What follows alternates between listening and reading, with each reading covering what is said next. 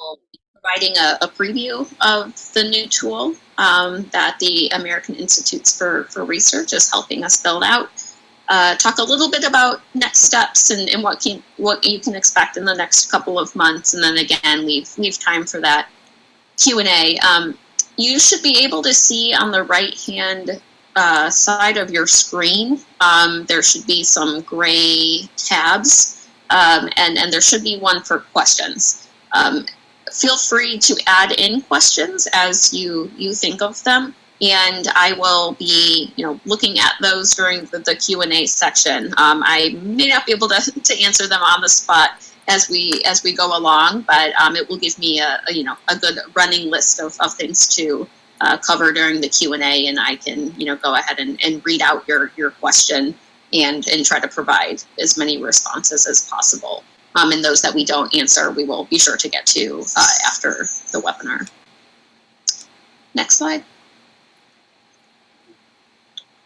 So my name is Sarah Newman. Definitely recognize quite a few names on our attendee list. So hopefully not a super unfamiliar your name and face at this point. I work for the Office of Elementary and Secondary Education in the U.S. Department of Education and manage all things related to the Office of Elementary and Secondary Education's data collections, including the CSPR. And I will let Catherine introduce herself. Hi everyone, my name is Catherine Barr. I work for the American Institutes for Research as a researcher, and I apologize if you occasionally hear chirps. The cat has decided to join us right now, of course. But I am the one assisting OESC with the development of the new CSPR tool.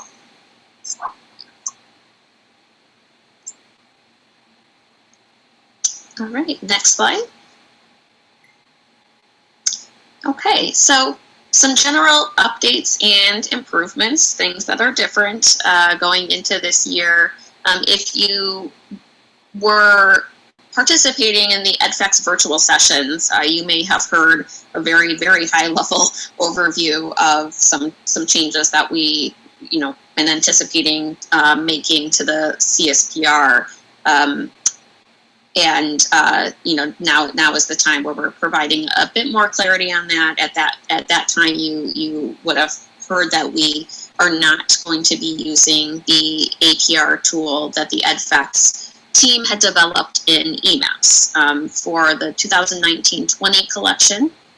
We are moving forward with a different survey tool that's called Illum, if anybody is familiar with it, and that's what we'll be previewing today.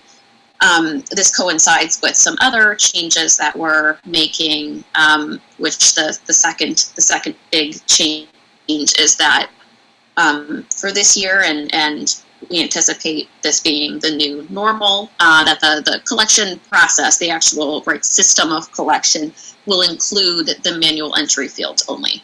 And we're trying to isolate only the information that we don't already have collected. As you probably know, if you've been working in the CSPR for a while, or if you're an EdFacts coordinator, the large majority is has been populated through EdFacts, through the EdFacts submission system. And so moving forward, when we think about the actual collection tool itself, we are isolating the information that the department does not yet have. And so that's a pretty small subset at this point. And so when you see the preview of the tool, you will see just those sections that are not populated with an EdFacts file. The EdFacts data is still required. As you may remember, there are a set of files that are not required due to COVID. And so, of course, those won't be required through the EdFacts submission system, but everything else that we've still identified will be expected to be reported through the EdFacts submission system. And then the last big bucket of changes will be that we are realigning to the December and February EdFacts due dates. The last couple of years has been, the timeline has been pretty different than the years before. And one of the big changes in our streamlining efforts is to make sure that we're, going back to when the EdFax data are collected and not having a disjointed a timeline between CSPR and EdFax. And so we are moving up those timelines. The next slide, I believe, actually shows the dates. We can advance. Great. So here are the dates. The CSPR Part 1 dates are final. The CSPR Part 2 dates are, we're saying tentative. The only thing that's really tentative at this point is the second round dates. Pretty sure that those will be the dates. They will be very similar to that if they aren't these dates. But we're looking at opening the CSPR Part 1 tool on the 4th of December, and then closing it down on the 17th of December. And that is the day after the due date of your December EdFax data files. So back to how things used to work, where the CSPR was coming in on the Thursday after that Wednesday due date. And then we will reopen the CSPR Part 1 for the second round on March 15th, 2021, and close it on April 1st, 2021. Pretty similar dates to the EdFax timeline from the prior year. And then Part 2, the first round, we will open the tool on the 28th of January, 2021, and then close it on the 11th of February, the day after the February initial due date of the EdFax files. And then tentatively, right now, we're scheduled to open on May 10th, 2021, and close on May 27th, 2021. Please advance. Okay, and from here, I will actually turn it over to Catherine, who is going to be showing us some screenshots of the tool. All right, thank you, Sarah. So you will be seeing some screenshots in the next few slides. Just as a heads up, they're not interactive, they're just screenshots. So the CSPR is being built in a survey software called Ellume, like Sarah said. And I will walk you through some of the features of Ellume over the next few slides. Please keep in mind that what you will see are screenshots from a draft version of the survey. The content that you will see is not finalized yet. Next slide, please. So when the collection opens, each person will receive a unique link to complete the survey. These links should not be shared outside of your organization, as they are unique to your organization. Upon clicking the link, you will be brought to the CSPR intro page that you see here. Next page. You will notice as we go through these screenshots that each survey page has a header which will contain contact information should you need assistance during the collection, as well as a buttons bar at the bottom of the page with all applicable buttons for that page. Usually it's just next, save, and previous. Next slide, please. Each section will have one or more comments pages included in them. These comment boxes that you see can be resized by grabbing the two diagonal lines in the bottom right corner of the field and made larger, smaller, larger across your screen, down your screen, if you need to see everything you have typed in its entirety. Next slide, please. Most questions collecting numeric data have checks that will be performed in the background. You will only see these checks if you enter data that does not meet the checks criteria. For example, in this question, we will check to make sure the percents reported fall between 0 and 100. So if you enter a number greater than 100 in one of these fields, you will receive an error message asking you to correct your entry. Next slide. Some questions like this LIEP question have more than one reporting measure in them. For example, this question asks you to check if an LIEP is implemented in your state, And if it is, you are also asked to fill in the accompanying language of instruction text field. So it's just something to keep in mind that some questions may ask for multiple forms of completion. Next slide. So you may have noticed on every page there was a save button in the middle of the screen at the bottom. You do not have to complete your survey all at once. If you click the save button at the bottom of each screen, you will be brought to this page. The URL provided to you on this screen will allow you to pick up where you left off at a later point in time. And you can either copy the URL down from this page and keep it somewhere safe, or you can have it emailed to you by entering your email address in the field provided and clicking the send button. If you think you've been brought to this page on accident, you can just click the resume button and you'll be taken back to where you were in the survey before you click the save button. I believe that is all I have to preview right now, so I'll turn things back over to you, Sarah.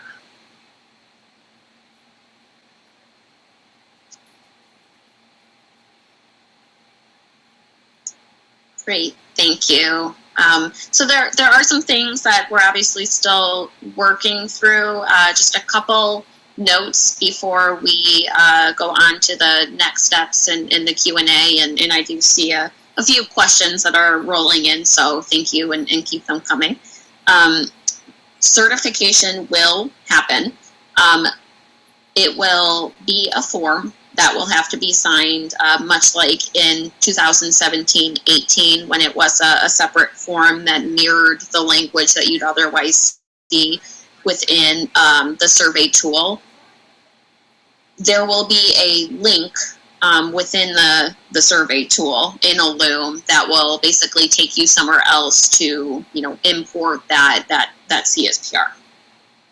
A couple other things that I do want to note that we're, thinking through and making sure, we get clarity on prior to the CSPR opening, or things like resubmissions. I think there might be a couple questions that we can get to on that during the Q&A section. But prior to the due date, there, if you do submit the CSPR, a version of the CSPR, and you need to make updates, there will be a couple different options.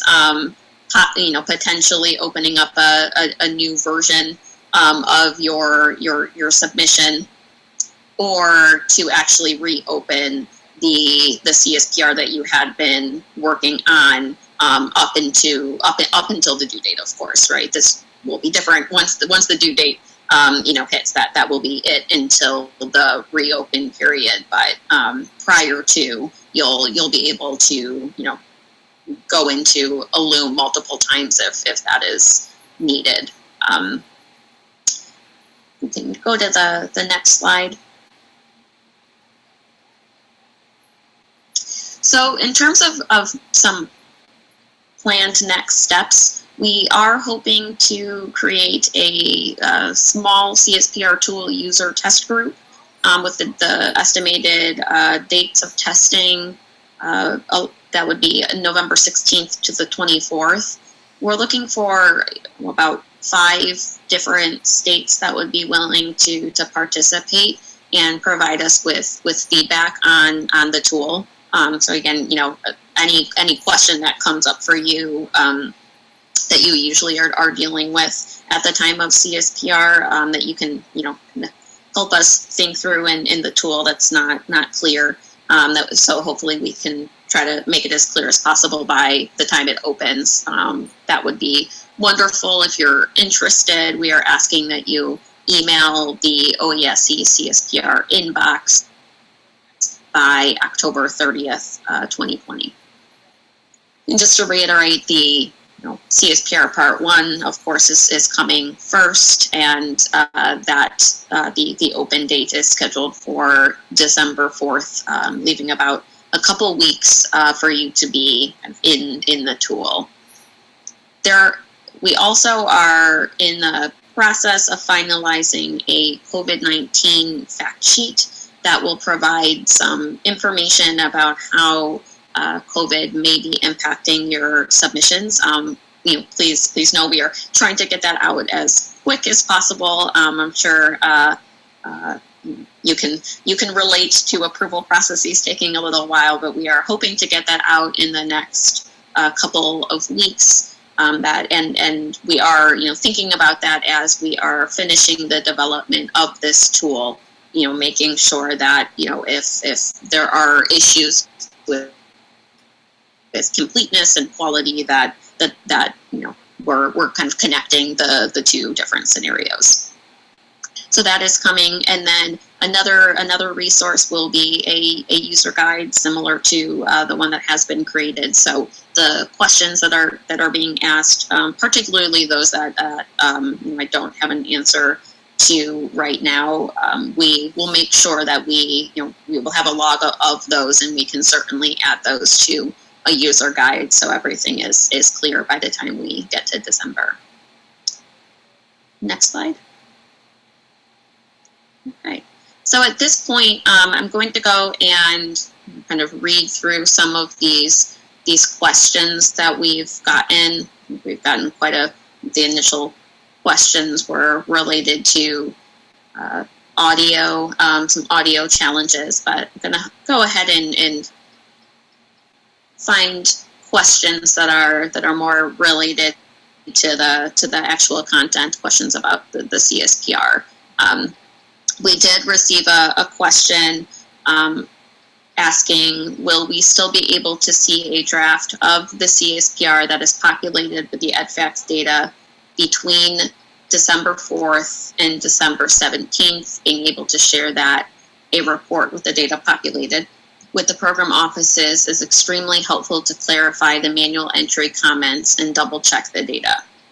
Unfortunately, that will not be part of this new tool. That is something that I would love to hear from more states on, the necessity to see the data actually populating the CSPR.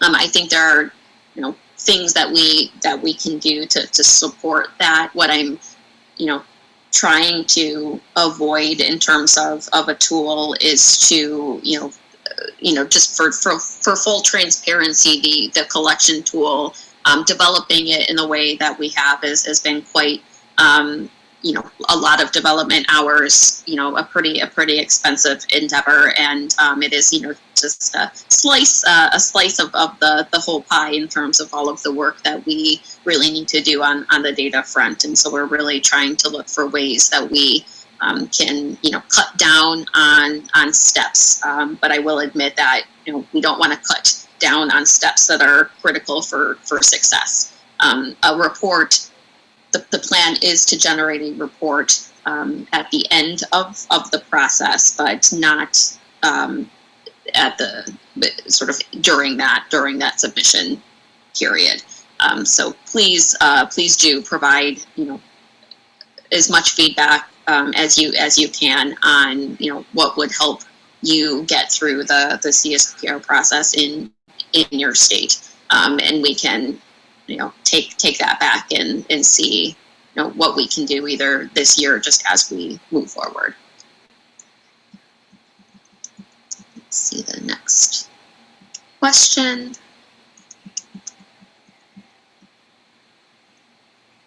So I think I answered this one. The EDFACS resubmission dates will be aligned to the CSPR. Again, that very second CSPR Part 2 date is still tentative. If that has to change, then the EDFACS resubmission date would change. But as it works right now, the CSPR will be due the date after, but there will be alignment with the EDFACS, the initial due date, and the second due date.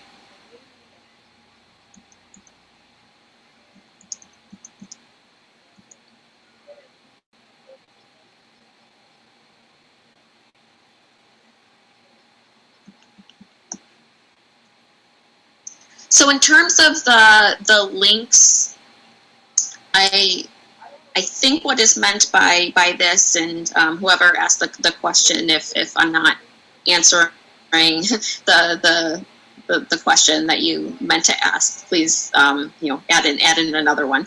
But the question is, can the unique links be shared within our state, or does each person get their own link? So it's important that every state will have a link to their version of the CSPR. Those links will be unique to each state. From there, though, if you have multiple people within your state education agency that is working on the CSPR, that can be forwarded.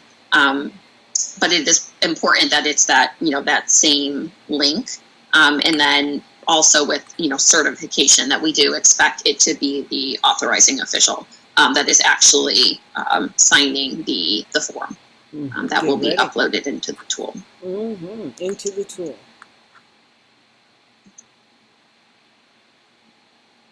Okay, so I see Gretchen asked that question. So please let me know if that didn't answer your question.